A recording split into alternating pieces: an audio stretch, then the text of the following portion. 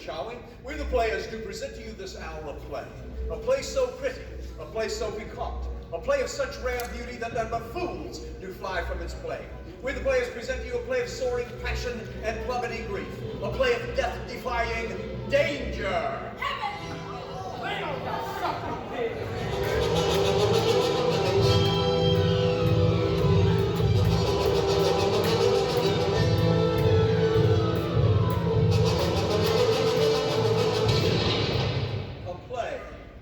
Of bittersweet love.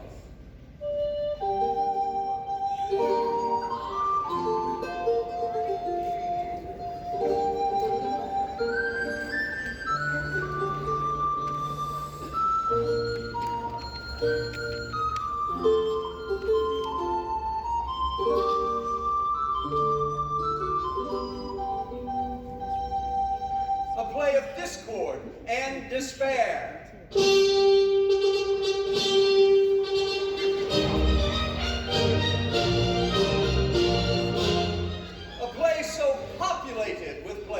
That they are too numerous to mention in one short prologue. We the players do present to you this hour of play. A play by the Bard of Stratford-on-Avon, otherwise known as Shakespeare. William Shakespeare. A play well loved, a play well known, and the play Romeo and Juliet, or a reasonable approximation thereof. Players, you may go to your places.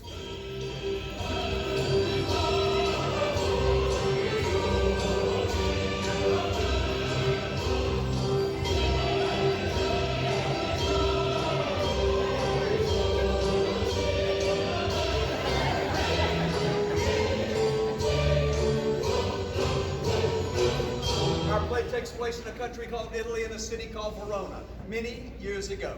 In Verona there dwelt two wealthy families, the Capulets and the Montagues.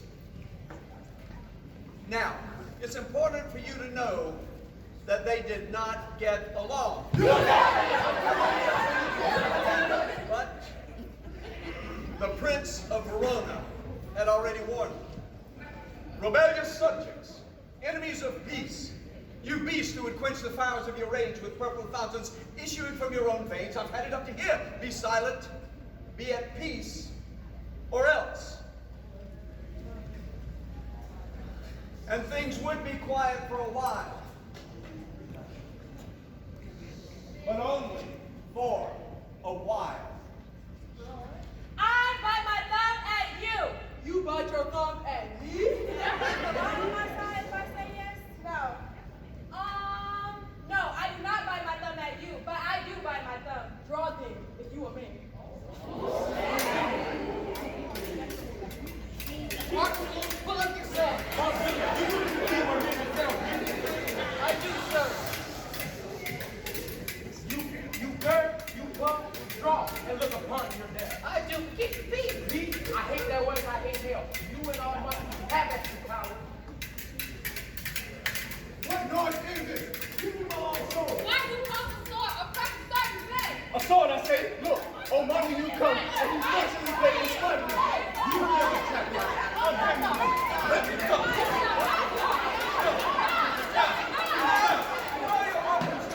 Why do you disturb the peace of our streets, wielding swords and spreading hate? For what purpose? If ever you disturb our streets again, you will pay with your lives. Now, in pain of death, all men depart. And like it or not, the prince's word was law. Now, old man Montague had a son, Romeo Montague. Romeo spent most of his time being in love. This week, Romeo's one true love was a girl named Rosaline. Next week, it might be Daphne.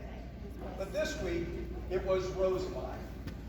Meanwhile, across town, Capulet territory, Lord Capulet, his wife and daughter Juliet, whom Romeo has not yet met, are preparing for the annual feast. It's a big night, my friend. Hold on to your hats. Madam, I am here. Yes. What is your will? My will is this. Nurse, leave us for a while. We must talk privately. Nurse, come back again. I have changed my mind. You shall hear what I have to say. Yes, yes, yes. You know my daughter's age. Faith, I can tell you her age to the very hour. Not yet to be 14. I'll wager 14 of my teeth. She's not yet 14. If I had 14 teeth, truth is I have only 4. But never mind. What day is today? 2 weeks and several days before the 1st of August. Come August the 1st, she shall be 14. 11 years since she was weaned. And I remember that day as though it were yesterday, because it was the day before that day that my little ladybird was waddling along the floor, and she fell and cut her fair brow. My husband, God rest his soul, he was a merry gentleman. He picked the child up and said, "Did you fall upon your face?" And she, by my word, she stopped crying and said, Enough of this. I pray you hold your Oh, peace. still I cannot help but laugh. "Did you fall upon your face?" said he, and she, though she had a buck as big as a cockerel stone on her forehead, she silenced herself and said, I pray you silence yourself too. Oh, peace, peace, I am done. You are the prettiest baby ever I nursed, and if I have my way, I will live to see you married. And that is the very reason I have come to talk to you. Tell me, Juliet, what are your feelings about marriage? It is an honor that I've not even dreamed about. Well, dream of it now. Younger ladies than you are already mothers. As I recall, I myself was a mother when I was your age. But let me come to the point. The valiant young Paris desired you for his bride. Oh, Paris! Oh, such a man as he is beautiful! In all of Verona, there is no fairer flower than he. Oh, he is a flower. In faith, a very flower. What say you? Can you love the gentleman? He is invited you to attend our feast. Think on it. So you shall share with him all that he possesses, and by having him will make yourself no less. No less indeed, he will make you bigger. Men do cause their women to grow. Speak briefly. Can you love the likes of Paris? I will look upon him, and I will try to like him. But I will look no more deeply than your permission gives me leave to love. Make haste, Juliet. Paris, stay. Go, child. Seek happy days and happy nights. This fellow Paris, Juliet's mother's so excited about, is actually a friend of Juliet's father. Nice enough young man, reasonably well off, but, well, boring. Time marches on. The hour for the guests to arrive at the Capulet masked ball is nearly at hand. Romeo and his friends are on their way to the ball, uninvited, not exactly looking for trouble, but not exactly trying to avoid it either. Welcome, ladies and gentlemen. Ladies, barkeeper, those of you whose feet are not plagued with corns must dance and dance well. And which of you would now refuse to dance, eh? She who does not dance, I will swear her feet are full of corns. Come, musicians, dance. You neighbors, more light, and group the tables to the wall. Paris, take my daughter's hand and lead her in this dance. I am past my dancing days. I shall sit aside and watch. What lady is that who doesn't risk the hand of yonder knight? I know not, my friend. She does teach the torches to burn bright. It seems she hangs upon the cheeks of night as a rich jewel, beauty too rich for use for earth to give. Doth my heart not love before now? My heart tell me no, for never I saw true beauty before this night. He, by his voice, is a multitude. Come here just for our gathering. Now, by my arms, I will strike him dead and hold him down to sing. Stay, gentle cousin. Let him alone. Young Romeo is he does not disturb our dancing, and to tell the truth, he is said to be a virtuous and well-mannered youth. I shall do him no harm, so therefore you shall take no note of him. And do not frown so. This is a feast. I will not tolerate his presence here. If I say you shall tolerate him, you shall tolerate him, and you shall leave. Am I not the master of my own house? God mend my soul. Why? It is a shame he should be here. A shame, is it? Is it so indeed? You shall know shame. Get you hence, saucy boy, go, and fight on you. Yes, verily, my heart. Come with me now to the table where we shall eat and drink. God bless you one and all. If I profane with my unworthiest hand to this holy shrine, my lips, like two blushing pilgrims, stand ready to smooth that rough touch with a tender kiss. Good pilgrim, you do wrong your hand too much. Which manner of devotion shows in this? For saints have hands, pilgrims' hands do touch, and palm to palm is holy Palmer's kiss. Would have not saints' lips and holy Palmer's too? Aye, pilgrim, lips that they must use in prayer. Oh then, dear saint, let lips do what hands do. They pray. Grant me this, and let faith turn to despair. Then will my lips have the sin they've taken from you? Sin from my lips? O trespass sweetly urged, give me my sin again. Madam! Your mother would have a word with you. But who is her mother? Mary Bachelor, her mother's the lady of the house. I nursed that very same daughter with whom you were just now speaking, and I tell you, he who marries her will be a lucky man. Is she a Capulet? Oh dear Count, my life's my foe's dead. Away, Romeo, for we have danced. Let's leave now. We be caught. I fear that I'm caught already. Come hither, nurse. Who is young gentleman? His name is Romeo, and he is a Montague, the only son of your most hated enemy. My only love has sprung from my only hate. Too early seen, unknown, and known too late.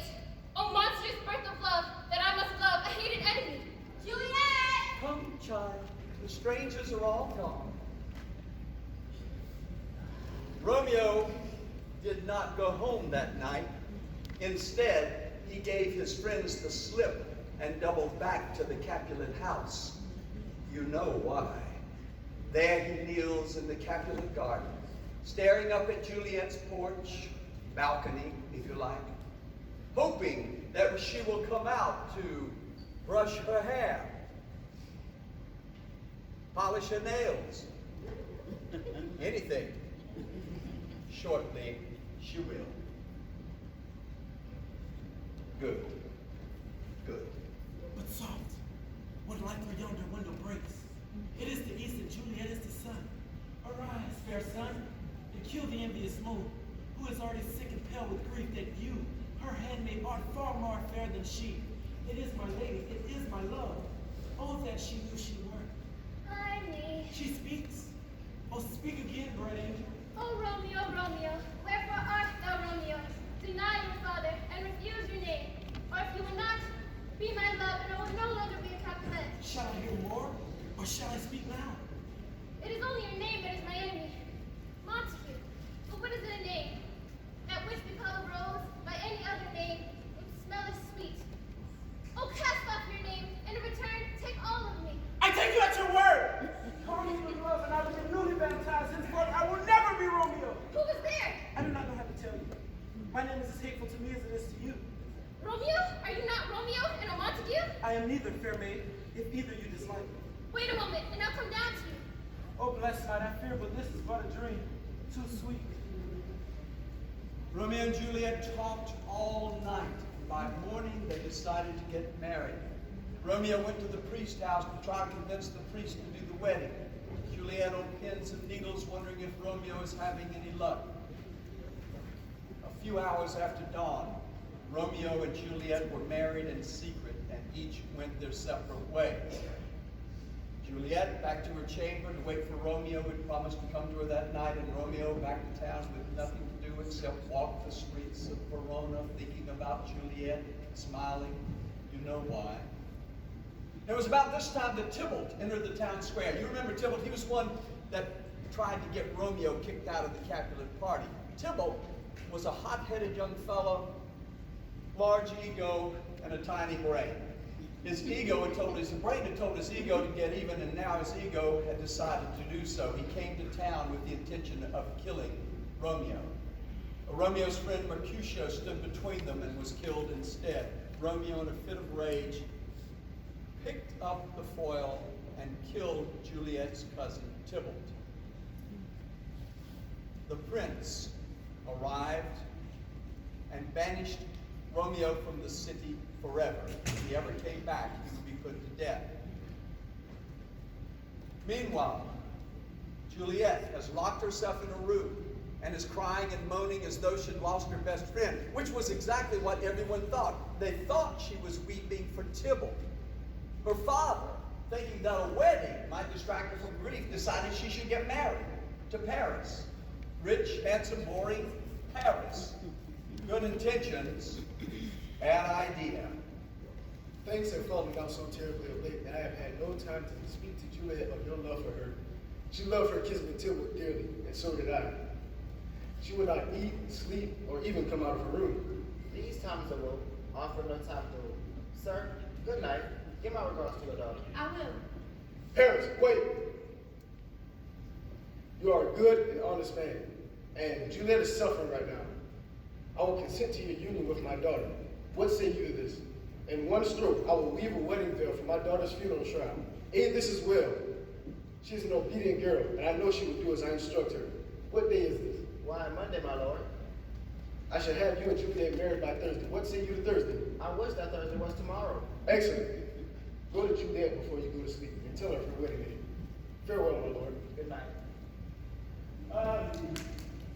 It is so very, very Late that night, Romeo climbed that garden wall one last time to spend the few remaining hours before dawn with his new bride. Passion gave them power, time, and means to meet, tempering extremities with extreme sweet. Oh, Romeo, look! It is the day. High handsome gone away. Oh, now be gone. More light and light it grows. More light and light, more dark and dark our woes. Madam, Nurse? your mother's on her way to your chamber. Day is broke. Be wary. Look about. Then windows. Let day in and light out. Farewell, one kiss, and I must go. Oh, husband, friend, love, Lord, are you gone so? I must hear from you every day. Do you think we will ever meet again? I doubt it not, but these sorrows will make for happy conversation in time to come. Farewell. Farewell. Oh, Fortune, do not keep him long, but send him back to me. Oh, daughter, are you well? Madam, I am not well. Evermore would be Sybil's death. We will wash him away from his grave. You will wash him away from his grave with tears. Listen, dear, I come to bring you joyful tidings.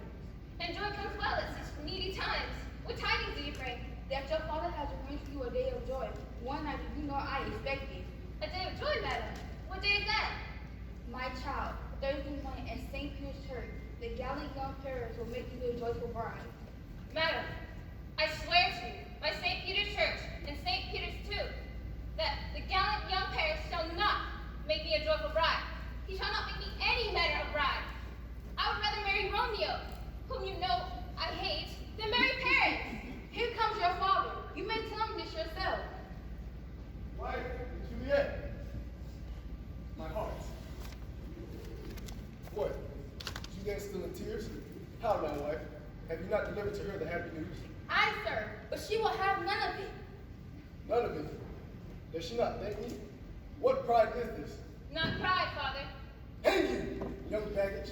Disobedient wretch. I tell you, you shall go to the church on Thursday and you will never look at me in the face again. Out! Oh, no, my lord, you are wrong to berate her so. Think on this. You shall wed my friend on Thursday, or I will let you starve, beg, and die in the streets. For by my soul, I will never acknowledge you. You shall not belong to me. Oh, God. Oh, nurse, how shall this be prevented? Is there no pity sitting in the clouds? Comfort me. Counsel me. Very well. Romeo is banished, and therefore it is not likely that he would come back to claim you. Therefore, I think you should marry Paris. Oh, he's a lovely gentleman, a very eagle. Romeo cannot compare. And since you cannot see your first husband again, your first marriage is as good as dead. Therefore, it is my counsel that you marry Paris. Do you speak from your heart? And from my soul. Well, you've comforted me marvelous much. You cannot know how deeply your words have affected me. You've moved me, nurse. I am changed indeed. So much so that I doubt I will ever require your counsel again. Now leave me. Go. Go in and tell my mother I have gone to the church to pray for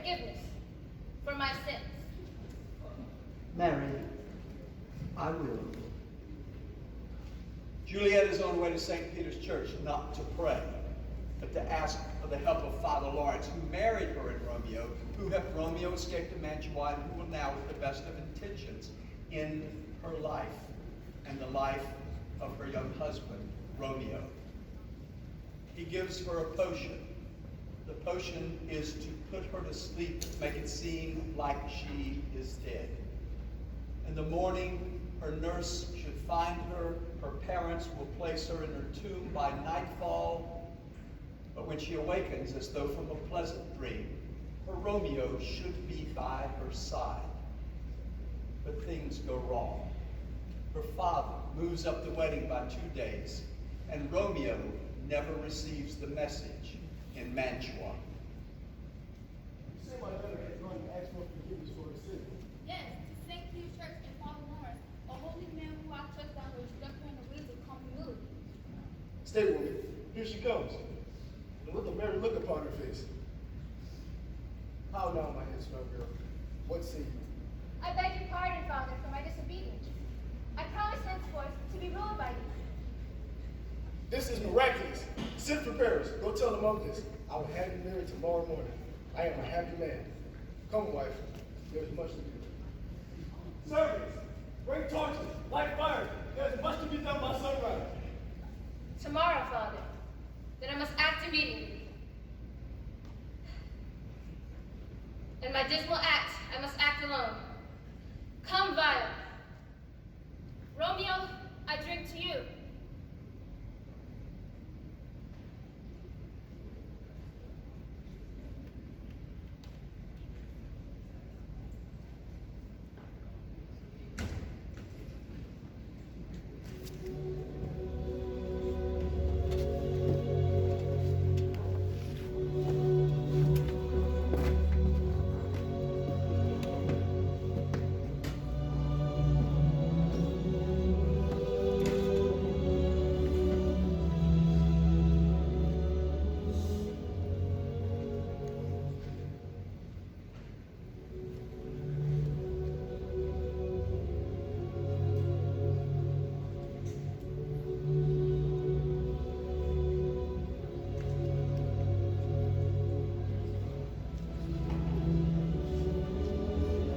When they found her the next morning, there was much weeping and crying, as parents must do whenever children die young. The wedding guests, expecting song and dance, instead followed the cold, lifeless body of the young bride as they carried her to her tomb. They stood there shivering in the cold morning damp as the priest commended her soul to God. What else could they do?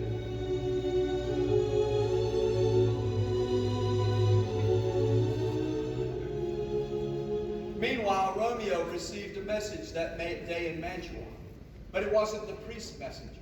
The priest's messenger had been detained by Mantuan officials, fearful that Verona had been infected with the plague. Instead, Benvolio arrived and told Romeo that Juliet was dead. Romeo cursed the stars, bought poison from an apothecary, hired horses, and rode all night back to Verona, so that he could spend his last few moments by Juliet's side. The Capulet family tomb, a dark and musty underground cavern. Here, among the bones of the departed, lies Juliet, not dead, but not yet alive. Soon. Soon.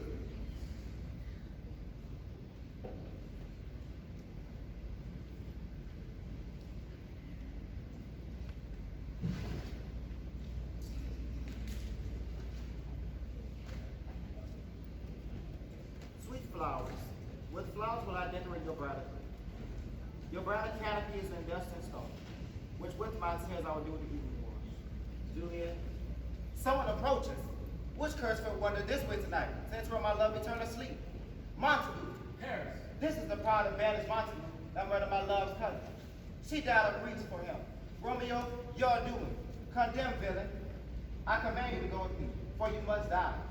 I must indeed, and therefore came I here. Good Jill to you, do not tempt a desperate man. Please, put not another sin upon my head by urging me to violence.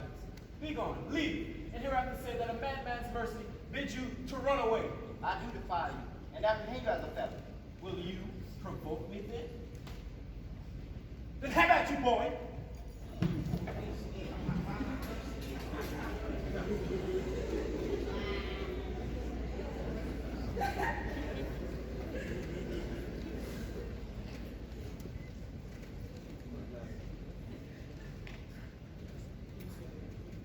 Now he knows this is not a dream.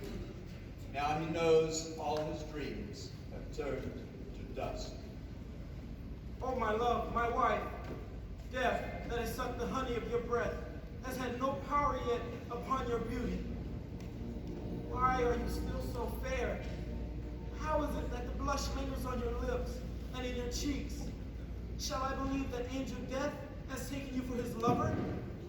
I too will lie with you and never from this palace of dim night depart again. Here will I remain with worms as chambermaids. Here will I set up my everlasting rest. Eyes, look your last. Arms, take your last embrace. And lips, oh, you the doors of breath, sealed with the righteous kiss. Come, bitter conduct. Come, unsavory guide, you desperate pilot. Now crash upon the dashing rocks, your seasick weary hull. Here's to my love.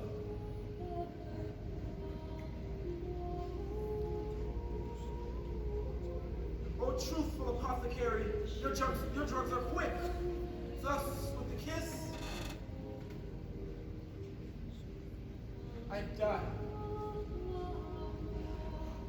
Father Lawrence is on his way here running as fast as his old legs will carry him. He has just learned that Romeo never received his message in Mantua, and he's afraid that something terrible has happened. What blood is this that stains the stony entrance of this tomb? Paris, dead, but how? Oh, what dreadful dole is this? Romeo, poison. Oh Lord, what an unkind hour is this, what lamentable chance. Ah, my lady stirs. Oh, faithful friend, where am I? Oh, I do remember well where I should be, and I am here. Where's my husband? Come, go, good Juliet. Our plans are undone. I hear some noise approaching. Come from this nest of death and unnatural sleep. Come, go, good Juliet. Go. Get you. Hence, I will not away. God protect you, child.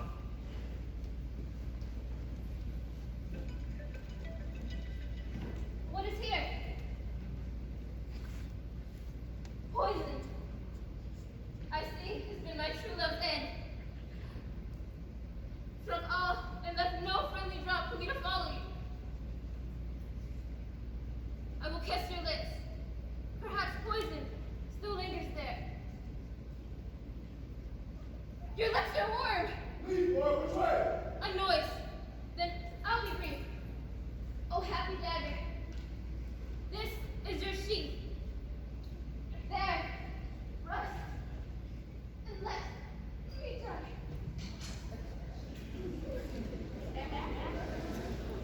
Go, some of you, search about the churchyard. The ones in the street cry Romeo, some Juliet, and some Paris. And all running an up and out cry here. Oh, master, what do I see? Romeo, my child, my child. Father Lawrence returned later that morning and explained to the parents what had happened. He told them how he had married Romeo and Juliet in secret, how he had helped Romeo escape to Mantua. He told them how the two had died and why. The prince arrived and spoke to the families. So, it is true then, the story of their love, the news of their death, the poison, the dagger. Where are your enemies now, Capulets, Montagues? See what a scourge is laid upon your hate, that heaven finds means to kill your joys with love. All are punished.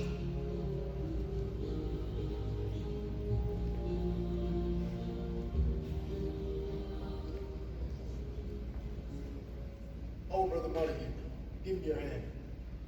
I offer to you peace, and this peace shall be my daughter's legacy. No more can I ask. But there is more that I can give. I will raise a statue in pure gold, so beautiful that is so long as Rome stands. There shall be no figure at such value set as that of true and faithful Juliet. And I will raise a statue equally as rich to Romeo, and so shall he stand by his lady's side. Both of our children, poor sacrifices of our former hatred. A glooming peace this morrow with it brings. The sun for sorrow will not show his head. Go hence, and have more talk of these sad things, for never was there a story of more woe than that of Juliet and her Romeo.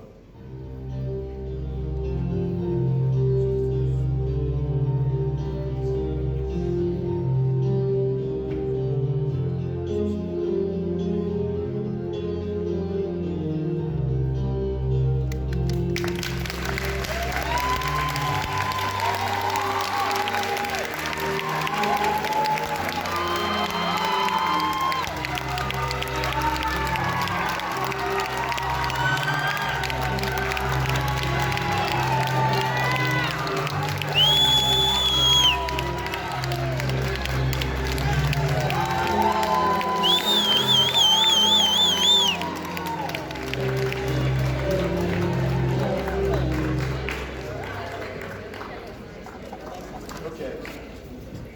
Slow your heart. Well done, guys. Well done.